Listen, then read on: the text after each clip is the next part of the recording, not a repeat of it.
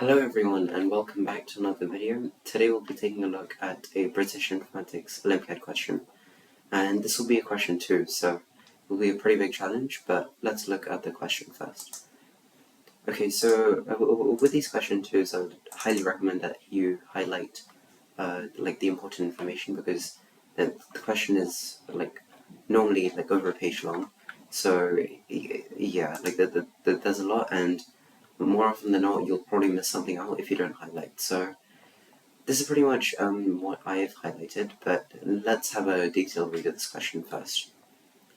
So pretty much a normal die, they're just explaining what a die is, but one key information is that opposite faces add up to 7. This normally happens in most die, but in some they don't, but just bear that in mind.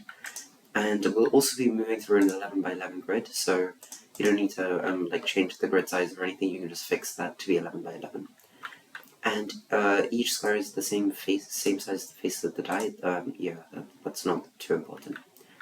Now, here's a very important paragraph. So this pretty much describes the orientation of the dice initially, okay? And they describe that 1 is the uppermost, so it's facing this way. 6 is facing this way. And 2 is facing towards you, and then 5 is facing towards me, and then 3 is on my left. It's a bit confusing, but 3 would be here for me, and 4 for me. 4 like this, okay? And so I recommend that you draw it out and then try and visualize it, and then until you're 100% sure that you can visualize it, don't proceed, because the rest of the question will be made much more difficult if you can't visualize this. Okay, so a move is basically made by tipping the die over on one of the faces that touches the grid.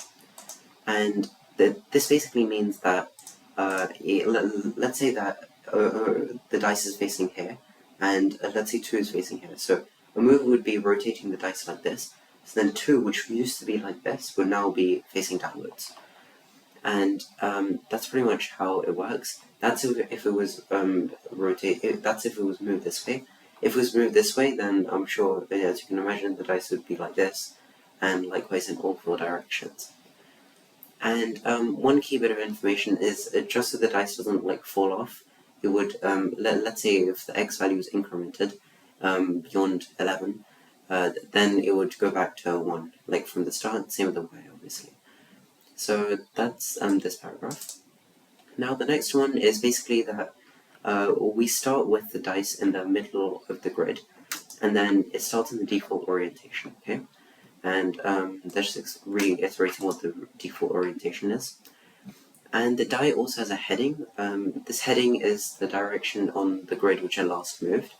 Now, this heading will be important in this subsequent rule engine. So this basically, these are the rules for moving the dice. So each square contains a number 1 to 6, obviously, and the number on that current square corresponds to the value which is the uppermost on the die. So the value which is on the top. If this sum is greater than 6, the sum being the sum of the heading and the one on the uppermost on the die, then you should subtract 6 from the sum. So for example, if it's 8, then you should make it 2. And now you should replace this number with the grid on the current value, okay? And then, depending on this value, you should perform the following operations. So, if it's 1 or 6, then yeah, this one's pretty straightforward. You just need to have a few if-else statements and then perform these operations. And then this is pretty much how it moves. I'll let you have a quick read before I explain it. So, for example, for this one, we're starting from the leftmost one. On 1, it would move this way. Now, bear in mind that 2 is this way, 1 is this way, and 5 is this way. So now when you rotate it like this, 5 would be this way, hence 5 would be the topmost position. Now when you rotate it like this, 3 is on the right, so then, 3 is on the left, 4 is on the right, so then 3 will now become facing upwards. And then likewise with 1, 4, and then 1 again. And then bear in mind that these change exactly how it says over here. And that's pretty much it. So now a few more bits of information on how we should program this is that the output which they require is a 3x3 grid, which is surrounding that particular die. And since there's an 11 by 11 grid, it will obviously start from the center just to give the maximum possible area. And then another final bit of information is that for anything which is outside the 11 by 11 grid, if you're on the corner, then there'll be stuff outside. You should output an X instead. And everything's initialized with 1. Okay?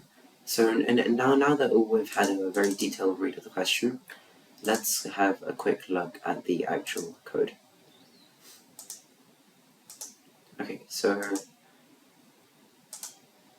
here's basically the program. Okay, so I've basically created a class. If you're not familiar with object-oriented programming, maybe just read up a bit on that before, but this basically has several functions, and I'll be going through each of them in turn. So let's start with this section. This is basically just taking the input. So we basically just take the input array. What this little bit of code does is it basically first of all this basically takes an input, then it splits the input. This would be multiple strings, but then it makes it integers, and now it forms an array of all those integers. And then this forms one array, and then we repeat this 3 times. This forms the 3 by 3 array, which is then taken as input. And now this input goes towards our game class. And then what we do is we just we indefinitely repeat executing a certain number of moves until the moves is 0, in which case we break, and then that will be that finished. And now let's actually look at the class which is used to execute this. So let's look at the initialization method first.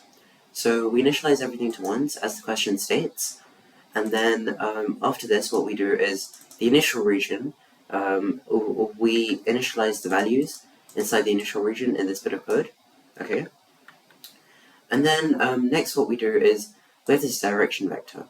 So one thing to bear in mind for the future is that direction, let's say we're facing this way, let's say we want the dice to move this way, then that corresponds to direction 0, this corresponds to direction 1, this corresponds to 2, this corresponds to 3, okay?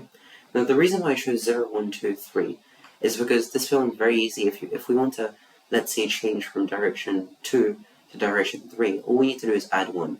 And then if we want to change from 3 to 2, all we need to do is subtract 1. And then we add and subtract 1 in mod 4. So what that means is 3 plus 1 would equal 4. In mod 4 that would become 0. Now 1 minus, or 0 minus 1 would become minus 1. In mod 4 that would become 3. So that's pretty much how the direction vector helps. And each of them correspond to a coordinate. So 0, since that would mean moving forward, that would mean incrementing the value, decrementing the row value by 1 and leaving the column value the same. 1 would mean leaving the row value the same, incrementing the column value. And then likewise for 2 and 3. Okay, now we initialize heading to 0 as the question states, and we initialize the die orientation to these specific values. So the uppermost is 1, the touching is 6, top is 2, bottom is 5, left is 3, right is 4. Okay, and now the die coordinates are initially 5, 5, which is the center of the 11 by 11 grid. Okay, now let's have a look at the rotate function. So what this does is, given whatever the heading position is, since remember the heading is, whatever the value of the heading is whatever the direction we want to rotate in. So if the heading is 0, which means we want to rotate this way, then the new values for top, touch, bottom, and upper would be upper, touch, top, and bottom. Okay, I'll just leave this on the screen for a bit. It's very hard for me to try to explain it to you, but I'll do my best. So if we imagine moving this way, so whatever the new top would become whatever was the upper over here, right? Since the upper goes like this, and now the new upper would become whatever the previous bottom was, since it goes like this, and then likewise everything just moves like this basically. Okay, so that's 0, and now 2 would be the exact opposite, right? So whatever was the value for top, whatever the new value for top was in here, it would become the opposite, since the opposite of uppermost is touch, the opposite of top is bottom, touch is upper, and bottom is top. So all of these would be the direct opposites, since 0 and 2 are the direct opposites. And now if you consider 1 means moving this way. So whatever was right will become whatever used to be upper.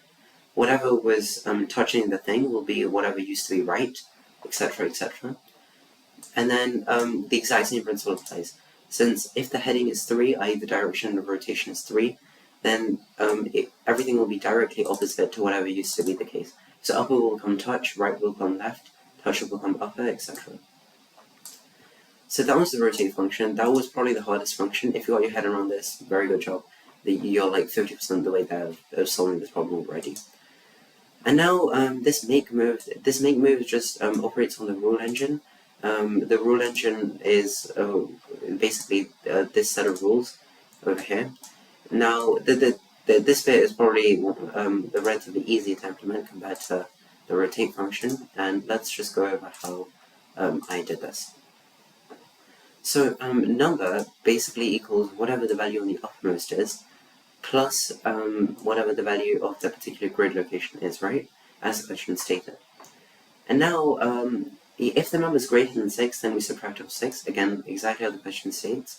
With these question proofs, I'd recommend following each line by line and then just translating to it exactly what they say. Like, don't try and deviate anymore because that will require more brain cells and then have a higher chance of error. Just exactly how they're saying. If it's greater than 6, subtract off 6. And now, like they said, you just set the value of that grid location to equaling that number position, which is calculated over here. And now these 4 conditions. If the number is 106, then the new heading will become whatever the old heading is. If the number is 0, then the new heading will become 90-degree clockwise rotation. Remember, clockwise rotation is +1 in modulo 4. And then if it's 2, then it'll become 180 degrees, which would become +2, right? It will become +2 in modulo 4. And then if it's 5, then it will become -1 modulo 4, i.e. 90-degree anti-clockwise rotation. -1 is congruent to 4 modulo 4. So the new heading will just be +3 modulo 4. So that's that. And now finally, all we need to do is, we need to actually make the move. So for the die-coordinates, what we need to do is, we need to add the value of the die-coordinates, which is currently there, and then we add it to the direction vector, which we specified over here, right? So 0 corresponds to a -1 change of the row, 0 change of the column, and then 1 corresponds to 0 change of the row, 1 change of the column. All we have to do is just do a vector addition of the two. So the first position of the die-coordinates gets added to the first position of the direction vector, and likewise with the seconds. And then we just take modulo 11. Since, remember, if it's greater than 11, then we subtract, and then we make it go back to the initial. And again, if it's greater than 11, then we make it go back to the initial.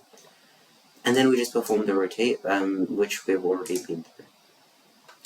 So those two were the two main functions. And now this is just the very final one we'll do. Good job, you're like almost there, if you've understood it so far. You're pretty much like 95% the way there, pretty much. And this is pretty much just outputting it in the way they require.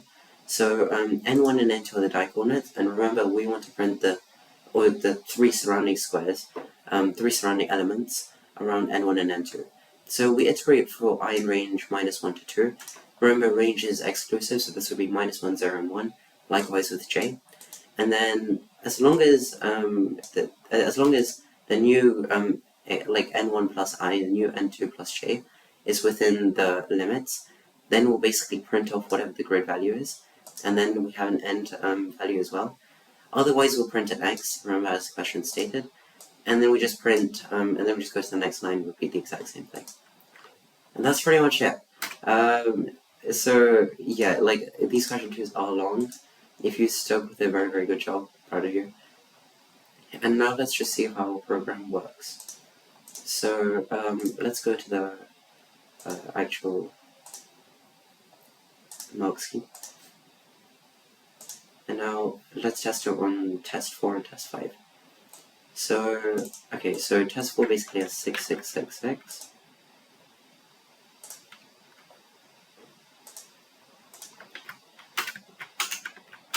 And then we do 1, and then following that, the next thing which we do would basically be 2, 32, 27.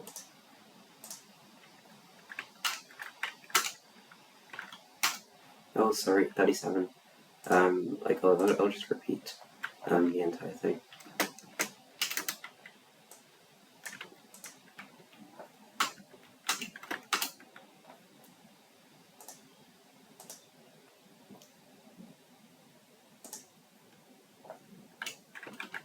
So it's 2 after this, and then after that it will be 32, and then after that it will be 27, and then 0. And now if we go back to our program, this is exactly what it outputted. Okay, and now maybe let's test on test case 5 as well. Okay, so it starts with 4, 5, 4, and then we repeat this twice. And now let's go back here, and we do 19, 81, and 64. So we do 19, 81, and then 64, right? And then finally we do a 0. So now if we go back to whatever our actual answer was, the first one is 111, 564, 111, matches exactly. The second one is 111, 355, 125, matches exactly. Then XXX, 51X, 32X, matches exactly. And that's pretty much it. So I really hope you enjoyed watching this video. Hopefully you learned something new. It was a complicated question, but that's all question 2 is, sadly. So yeah, if you enjoyed the video, please be sure to leave a like and subscribe. Hope to see you another time. Thank you very much for watching. Bye.